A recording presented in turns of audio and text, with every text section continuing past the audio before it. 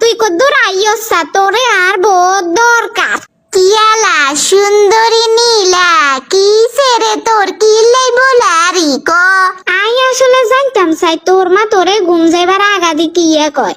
হ্যাঁ কসাই একখানা। ও মা আর মানি আর মা আর কি কইব কয় মনা গুঞ্জ মনা গুঞ্জ মনা গুঞ্জ ইটা কই ঘুম হারাই দে।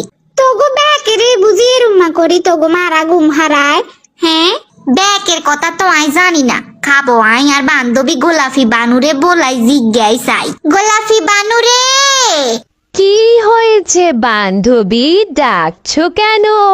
আরে বান্ধবী একখান কথা কসাই, তোমার মা তোমারে ঘুম হারায় কেমনে? ও আচ্ছা এই কথা। আমার মা আমাকে গল্প শুনিয়ে ঘুম পাড়ায়। আমি ঘুমিয়ে গেলে আমার কপালে একটা গুড নাইট কিসি দিয়ে রুমের লাইট বন্ধ করে মা চলে যায়। তোরা ব্যাকেই কি রুমা করি ঘুম যাস? আমি এভাবে ঘুমাই, আমার মা আমাকে এভাবেই ঘুম পাড়ায়, অন্য কারো কথা তো জানি না।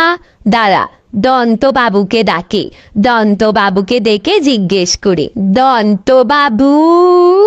কিরে গোলাপি বানু, কি হয়েছে?